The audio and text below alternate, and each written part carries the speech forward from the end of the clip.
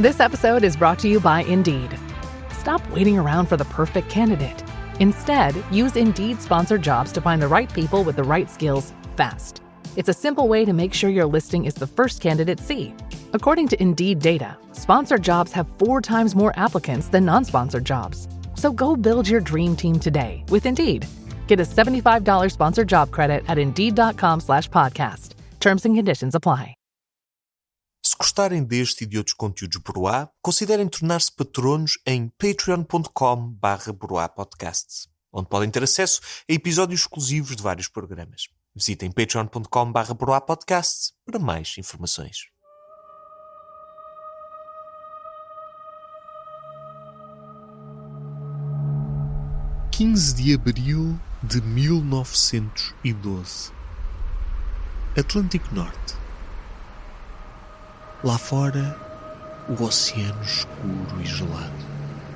Cá dentro, o luxo, a alegria, os folhos dos vestidos, os anéis de diamante, os bigodes encerados, o aroma a banquete e perfume, uma noite eterna. Do teto cai uma única gota que aterra por entre os sapatos envernizados, atravessa a madeira, escorre por entre os parafusos da fuselagem, vai descendo e aterra num jornal aberto sobre uma mesa, um naco de pão e um pedaço de chouriço dividido em 3. O sotaque não engana. São filhos da mesma ilha atlântica, habituados ao mar gelado que batem vagas pesarosas contra o casco do navio. E por entre a conversa, um deles repara nas gotas e na mancha de água que cresce na fotografia de um republicano lisboeta cujo nome desconhece. Uma ideia passa-lhe pela cabeça. Uma loucura, claro. Se continuar a pingar desta maneira, o barco ainda afunda. Mas isso não poderia acontecer. Foram meros homens que o fizeram, mas nem Deus afundaria este navio. E se tivessem uma janela para onde espreitar, os 3 homens veriam o oceano escuro e gelado, calmo, à espera que a festa acabe.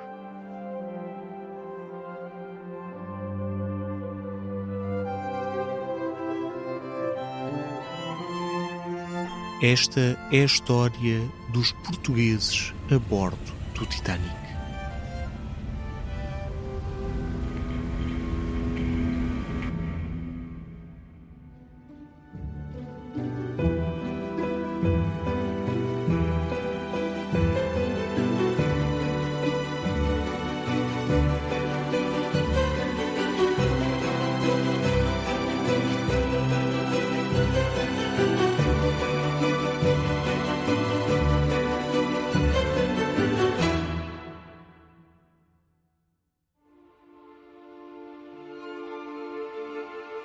Olá a todos. No episódio de hoje vamos falar-vos sobre o Titanic, um navio que fazia jus ao seu nome, Titânico. Uma besta com quase 269 metros de comprimento, 28 metros de largura e um peso de mais de 50.000 toneladas com passageiros e carga. A joia da coroa da White Star Line e, na altura, o maior e mais luxuoso navio do mundo. Teria sido o grande feito da engenharia naval do seu tempo. Mas este estrondoso sucesso seria, na verdade, uma estrondosa prova de ego e ambição humana. O fim da história já todos nós sabemos. Mas neste episódio falaremos de algumas das vidas alteradas por este dédalo da engenharia moderna. Vidas essas não tão distantes de nós, mas sim de 4 portugueses que viajaram no Titanic e nele vieram a encontrar a sua sepultura gelada nas profundezas do Atlântico. Mas qual seria o propósito deste colosso naval? A travessia transatlântica. No século XIX, a chegada do barco a vapor abriu as portas ao transporte transatlântico em massa de pessoas e mercadorias. E tentem vocês dizer transporte transatlântico 3 vezes rápido. Um negócio que passou a ser dominado por empresas em constante competição. Já no século XX, foram os britânicos que tomaram a dianteira com a Cunard Line, a Inman Line e a White Star Line. Depois da Cunard Line ter investido em 2 enormes navios, um deles o famoso RMS Lusitânia, que viria também a acabar em desastre e que poderia ser uma história de outro episódio. Já agora, um pequeno facto, muitos de vocês provavelmente já estão habituados a ouvir HMS em vez de RMS. E realmente, qual é a diferença? HMS é o His Majesty's or Her Majesty's Ship e é uma denominação que se utiliza para navios da Marinha Britânica, navios militares. RMS, que quer dizer Royal Mail Service, e é também utilizado em navios ingleses, mas que tem uma componente comercial e não propriamente militar. A White Star Line soube que teria de reagir com algo apoteótico para não ficar para trás. Assim nascia a classe Olympic, e o segundo e maior dos 3 navios Olympic chamava-se Titanic. Era um milagre da engenharia.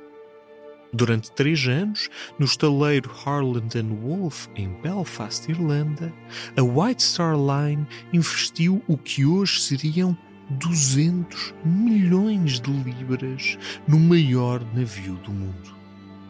Por entre a chuva de fagulhas, o fumo das fornalhas e as toneladas de metal, mais de 3.000 trabalhadores construíram com as suas próprias mãos motores e turbinas desenhadas para atingir a velocidade constante de 21 nós, aproximadamente 40 km por hora. E quando ficou pronto, o impressionante Titanic recebeu uma alcunha que se tornaria tragicamente irónica: o navio inaufragável.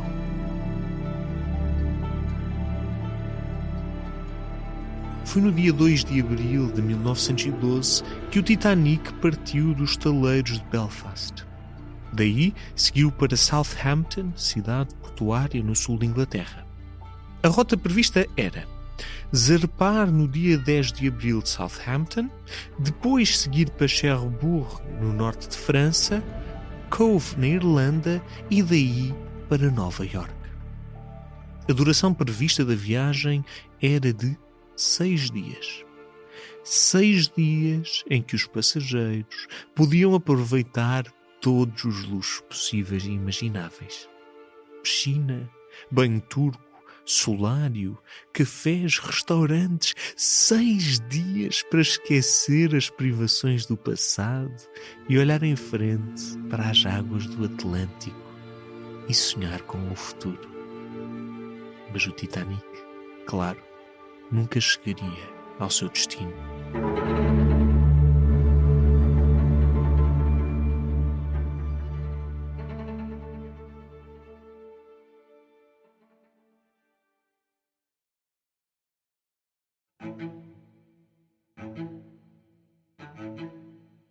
Antes do desastre, havia o otimismo.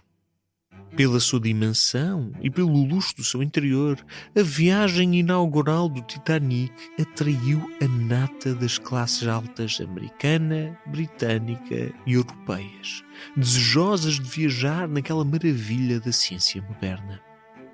Mas nem todos os passageiros pertenciam à elite. O século XIX foi a chamada Era da Migração em Massa. Entre meados desse século, em 1919, houve um fluxo migratório sem precedentes de várias partes da Europa para a América. Cerca de 30 milhões de pessoas terão emigrado para os Estados Unidos, com quase outro tanto para o Canadá e América Latina. Os navios a vapor, como o Titanic, eram a forma mais eficiente de fazer a travessia. E por isso, irlandeses, italianos, alemães, escandinavos e ingleses, todos das classes mais baixas, sonhavam em atravessar o oceano. E entre as várias nacionalidades estavam os portugueses. Em particular, naturais tanto dos Açores como da Madeira. A verdade é que o século XIX tinha sido de grande instabilidade política e económica. E em apenas 60 anos, mais de 1.300.000 portugueses, mais de um quarto da população, decidiu fugir para o Brasil, os Estados Unidos ou o Canadá, países em crescimento, onde se precisava de mão de obra. Sim, a viagem mais barata a bordo do Titanic custava 7 libras, o equivalente hoje a 1.000 libras, uma quantia considerável. E isto é o género de valores que, quando eu o vi pela primeira vez, fiquei escandalizado. Quem é que poderia imaginar que 7 libras iria passar para 1.000 libras em tempos modernos? Mas isso pouco importava. Quer no Titanic, quer noutros transatlânticos, milhares correram a investir as poupanças de uma vida, vendendo móveis, joias e memórias familiares. Pondo todas as suas posses numa mala e o bebê enrolado num cobertor grosso. Tudo para merecer um lugar no futuro. Para eles, o Titanic seria mais que um navio. Seria uma esperança, uma promessa, um livre passe para um destino brilhante. E é por isso que entre os sonhadores a bordo do Titanic sabemos que viajaram 4 dos nossos conterrâneos. 4 portugueses que queriam ser recebidos pela labareda ardente desse novo colosso, a Estátua da Liberdade.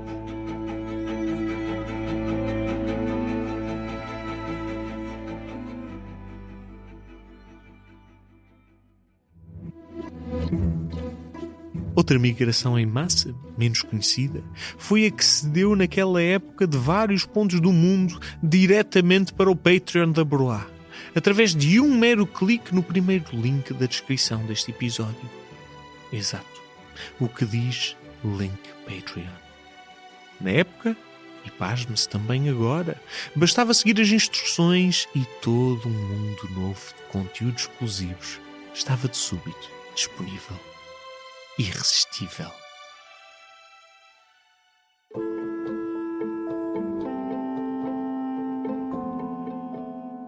O número 4 pode surpreender-nos.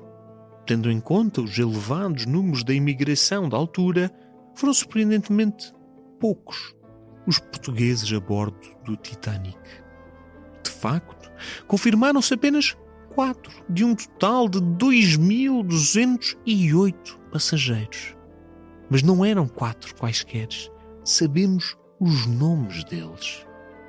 Foram José Joaquim de Brito, Domingos Fernandes Coelho, Manuel Gonçalves Stanislau e José Neto Jardim. O primeiro, José Joaquim de Brito, era natural de Loulé, no Algarve. Todos os restantes eram naturais da Madeira. Comecemos com José de Brito, filho de Francisco José Fonseca e Maria de Brito, passageiro de segunda classe, bilhete 244.360, custo de 13 libras. Lembrem-se de se 7 equivale a 1.000, 13 então. José teria 40 anos. E quando embarcou no Titanic, estava a 6 dias do seu aniversário. Teve uma vida internacional. Há registros de que trabalhou na área do comércio em Itália, viveu em São Paulo e de que a sua última morada conhecida era em Liverpool, onde desde 1910 trabalhava para uma empresa bancária, a Pinto Leite and Nephews. O seu destino final era São Paulo, onde deixou um pai dependente. O seu corpo nunca foi encontrado. os 3 madeirenses que se conheciam entre si seguiram juntos da Madeira até Southampton para partir no Titanic para Nova Iorque. Manuel Stanislau nasceu na freguesia da Calheta, Madeira, em 1874. Passageiro de 3ª classe. Bilhete de 3.101.306. 7 libras. Tinha 38 anos. Era trabalhador agrícola. Emigrava para os Estados Unidos para poder enviar dinheiro de volta para sustentar os seus 5 filhos. Domingos Coelho tinha 20 anos. Nascido na freguesia da Ponta do Sol em 1891. Bilhete de 3ª classe, 3.101.307. 7 libras. Filho de José Fernandes Coelho e Jesuína da Ponte e um de 8 irmãos. Era também trabalhador agrícola. Procurava uma vida melhor. Por fim, José Jardim tinha 21 anos. Como Stanislau, nasceu na Calheta. Casou com 18 anos. A sua mulher chamava-se Maria. Tinha uma filha de 1 ano, também ela, Maria. O plano de José era juntar-se a uma tia e a um irmão mais velho em Nova Iorque. As suas Marias viriam depois. Antes de partir, José pediu que tirassem uma foto juntas para depois lhe mandarem.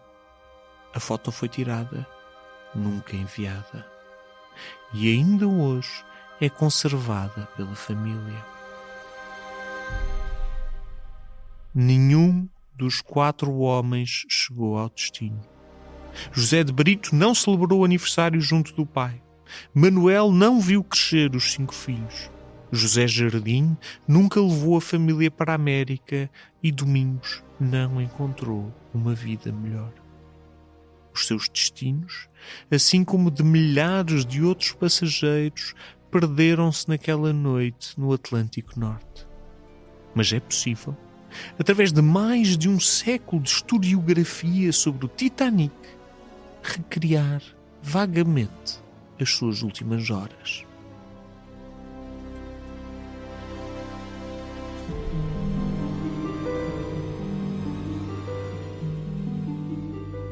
15 de abril de 1912, Atlântico Norte. É noite. No navio, o homem vigia a escuridão, sem interesse. É uma massa negra, impenetrável. O frio atravessa-lhe o casaco e entra-lhe nos ossos. O homem bate os pés, tenta por tudo distrair-se. Num instante, olha em frente e parece ver algo. Depois, tem a certeza que viu algo. Soa-se o alarme. O navio muda de curso, mas é tarde demais. Enorme, o iceberg raspa o casco do navio. Os passageiros acordam em pânico. A água entra paredes dentro. O gigante começa a afundar-se. E enquanto o pior acontece, o homem não consegue esquecer aquela imagem. Aquele gelo terrível a aproximar-se no escuro da noite.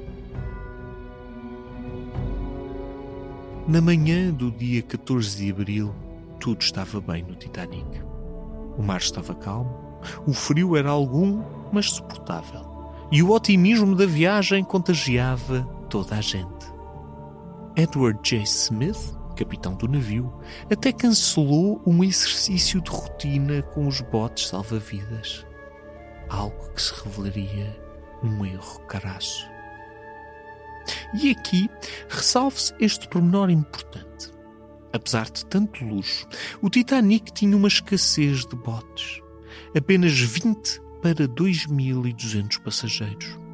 Botes esses que, mesmo cheios até à sua capacidade máxima, acomodavam apenas metade dos passageiros a bordo.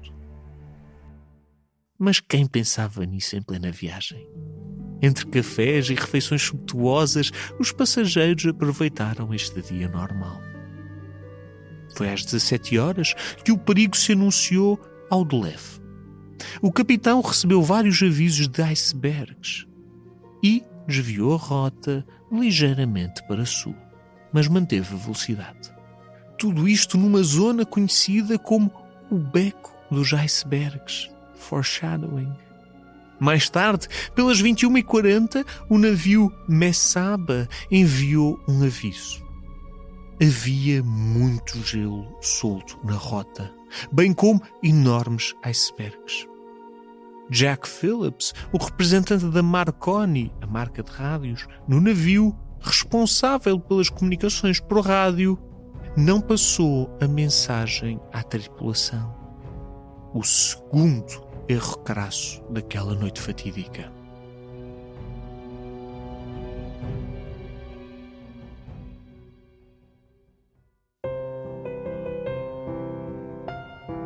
Enquanto isso, os passageiros terminavam então o seu dia e retiravam-se para os quartos. E é aqui que nos atrevemos a um exercício de imaginação sobre os nossos portugueses. José de Brito, o passageiro da segunda classe, terá feito a sua refeição numa sala de jantar ao som de um concerto de piano. É possível que tenha ido à biblioteca buscar um livro. Ou então visitou a sala de fumo, decorada ao estilo Luís XVI, na qual fumou uma cigarrilha e jogou uma partida de cartas.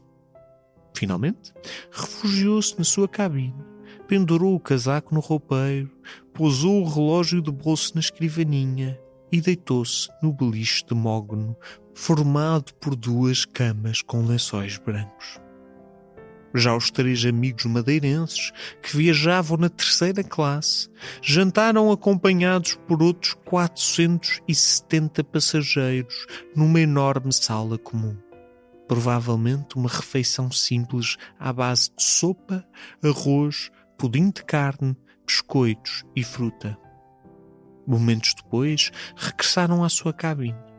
Cada uma das cabines de terceira classe recebia até 10 pessoas, por vezes famílias inteiras, e por se localizarem cá em baixo, junto aos motores, os 3 madeirenses certamente adormeciam embalados pelo ronco constante das turbinas. Finalmente, às 23h35, um dos 2 vigias da noite viu um vulto à distância. Soou o alarme. Era um iceberg em rota de colisão. Uns 30 metros de altura e 130 metros de comprimento. Um muro negro emergindo da noite, sem aviso, sem possibilidade de fuga. A partir dali, era tarde demais. Tudo aconteceu em 5 minutos. A rota foi desviada e por momentos parecia que tudo estaria bem. Mas o lado esquerdo do navio raspou ao de leve no iceberg. Mal sentiu o impacto, mas foi o suficiente para danificar o casco. A água irrompeu por 6 dos 16 compartimentos adentro. O navio enchia-se de água. Thomas Andrew, arquiteto naval da Harland & Wolff, que desenhara o Titanic e estava a bordo, correu a examinar os estragos e ficou sem palavras.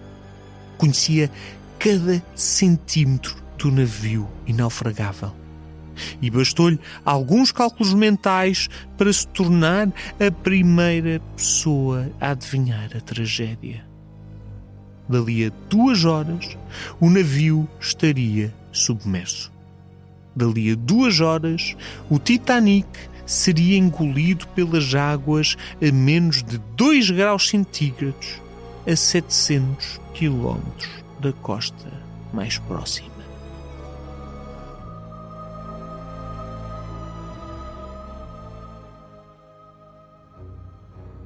Era preciso evacuar. O RMS Carpathia, da rival Cunard Lines, recebeu um pedido de SOS do capitão Phillips e arrepiou caminho. Anunciou-se a retirada para os botes salva-vidas, manejados pela tripulação, mulheres e crianças primeiro. Como vimos, não havia botes para todos, apenas para metade dos passageiros. Mas não é tudo. Para serem lançados, E prestem atenção a isto. Os botes foram suspensos acima do mar a mais de 20 metros de altitude ao longo do navio. Era preciso saltar para entrar a bordo. Saltar do navio em direção a 20 metros de queda no mar gelado. Alguns passageiros recusaram-se a arriscar. Famílias, casais, não se quiseram separar. Os primeiros botes saíram sem estarem cheios. Alguns a menos de metade da capacidade. Em parte, pelo medo de que, se estivessem cheios, se afundariam. Pensava-se que o navio não afundaria, que era só uma precaução. Durante o processo de evacuação, os músicos do navio tocaram para elevar a moral. Nenhum sobreviveu. Morreram todos.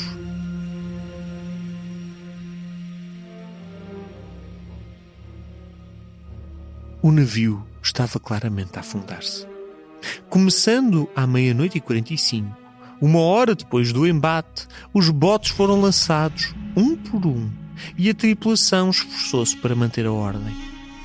Às 2 da manhã, o capitão Smith declarou: "Salve-se quem puder", libertando a tripulação que tentou em desespero salvar-se.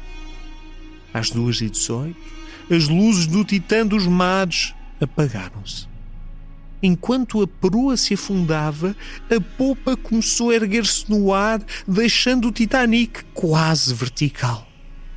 E foi aqui que o pânico tomou conta de toda a gente. A luz elétrica do navio, essa maravilha da tecnologia, não mais afastava a escuridão do Atlântico. Agora seria cada um por si, no meio da noite gelada, enquanto à sua volta se ouviam gritos desesperados, berros de fúria, choros de crianças, as lutas pelo último lugar num bote ou por centímetros de metal a que se agarrar, o chiar e arranhar do aço em tensão, enquanto milhares de toneladas de água puxavam o navio para a profundeza do Atlântico. E sempre a cada segundo, o splash de mais um corpo que caía na escuridão, seguido de gritos ofegantes daqueles que, lá embaixo, sentiam no peito a terrível temperatura gelada das águas. O navio partiu-se ao meio e a torre foi descendo. Passados 2 minutos, tinha desaparecido sem rastro. O efeito da sucção que gerou dificultou a fuga dos botes e náufragos, e os sobreviventes deram aos braços e às pernas num nadar aflito para tentar fugir do turbilhão que os tentava engolir. Alguns destes últimos conseguiram subir para os botes que ainda tinham espaço. Outros foram pontapeados ou esmurrados, já que os passageiros dos botes temiam que se virassem ao contrário. Na água, centenas flutuavam com coletes salva-vidas, mas entre o gelo, o frio era terrível. Havia lugar noutros botes, mas temia-se que os náufragos, ao tentarem entrar, os virassem. Ignorou-se o coro de centenas, depois dezenas de gritos, que lentamente se foi calando. E finalmente, os botes navegaram em silêncio e em vergonha.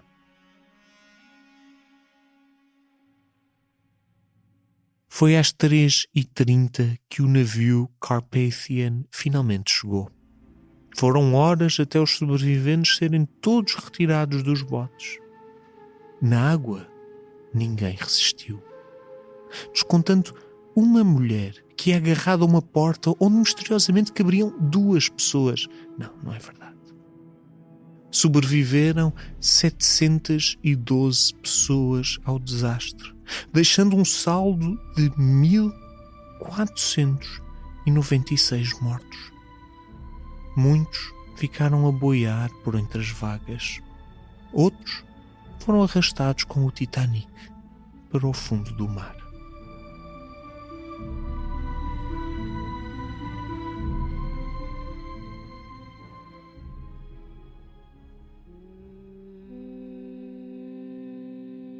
O navio Titanic foi, na época, um feito de engenharia tremendo.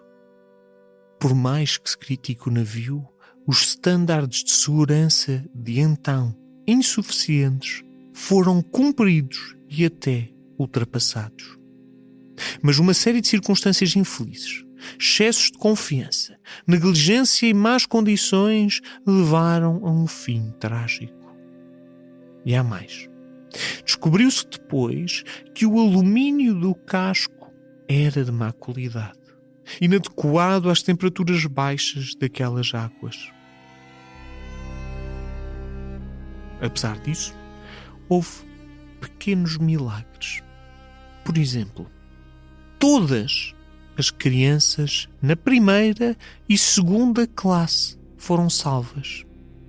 Quanto às mulheres, 97% da primeira classe, 86% da tripulação e 86% da segunda classe foram resgatadas. O número baixa para 32% dos homens de primeira classe, 8% da segunda e 21% da tripulação. O que significa que José de Brito, passageiro de segunda classe, teria tido poucas chances de sobreviver. 8%, na verdade. De uns 700 passageiros de terceira classe, mais de 500 morreram. Uns chocantes 65% das crianças, 54% das mulheres e 84% dos homens, incluindo, claro, os 3 amigos madeirenses, Manuel, Domingos e José. Foi em parte pelo posicionamento dos compartimentos de terceira classe, mais longe do convés e do acesso aos botes, mas também por uma tentativa falhada de os encher através dos acessos ao nível do mar. Acessos esses que foram inundados antes de serem úteis. 78% da tripulação, incluindo o capitão Smith, morreu. Thomas Andrew, arquiteto do Titanic, morreu também. Ajudou no que pôde e foi visto pela última vez a sós, imóvel e sem colete salva-vidas. Jack Phillips, operador de rádio que ignorou os avisos do gelo, chegou a um dos botes, mas não sobreviveu.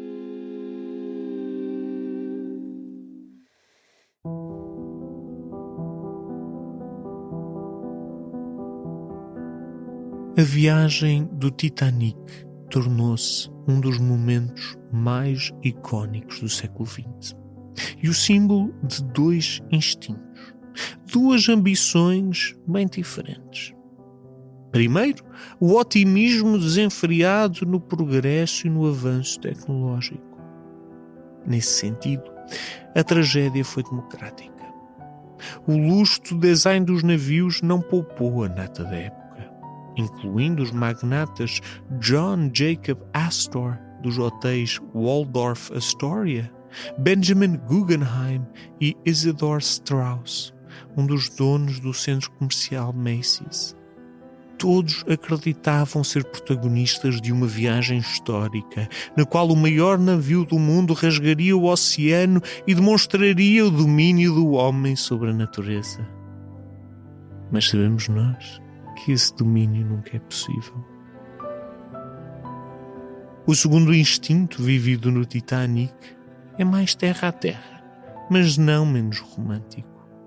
A vontade de sair de casa e ir para longe, mudar de vida. Por cada celebrante do luxo e da opulência, ali viajavam 10 homens, mulheres ou crianças que viam no Titanic uma passagem para o outro mundo.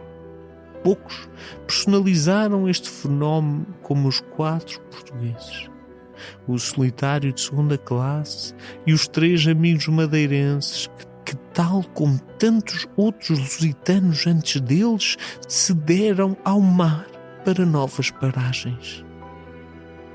A presença portuguesa no Titanic, menos opulenta, menos reconhecida, quase invisível, chega-nos 100 anos depois como o símbolo ardente da busca de oportunidades e do sonho de uma vida melhor.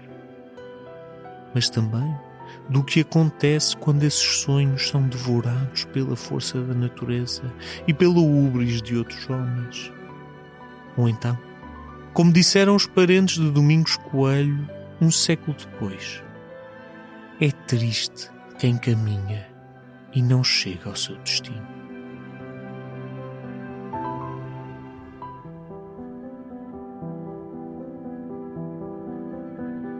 Acho que é mesmo com esta frase que quero acabar este episódio e agradecer-vos a todos. É bonito quando não tem que ser a equipa a escrever e a própria história nos dá frases tão bonitas quanto estas, como é triste quem caminha e não chega ao seu destino. É uma grande verdade. Obrigado a todos por terem ficado connosco mais um episódio. Acho que desta vez não tenho nada a pedir, só agradecer a todos aqueles que caminham connosco este caminho e espero que cheguemos todos a um destino muito mais feliz do que aquele que tragicamente aconteceu a estes pobres homens que foram no Titanic. Para a semana vamos ter um episódio diferente, até porque vai ser sobre uma temática que não falamos tanto, entre caos e tragédias e guerra. Para a semana vamos falar de cultura e vamos falar de balé e vamos falar de sovietes. Como sempre, é impossível fugir ao RSS. Vamos falar sobre a companhia de bailado Bolshoi e sobre a política soviética de educação cultural. Vemo-nos para a semana.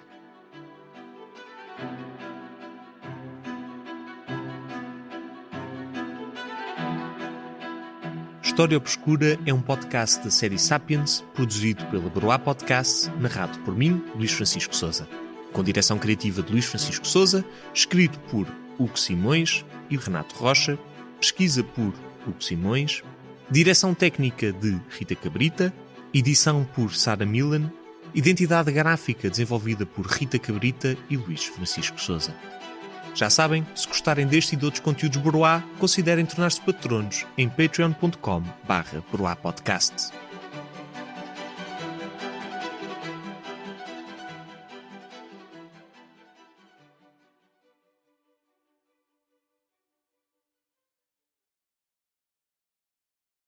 It's tax season, and at LifeLock, we know you're tired of numbers.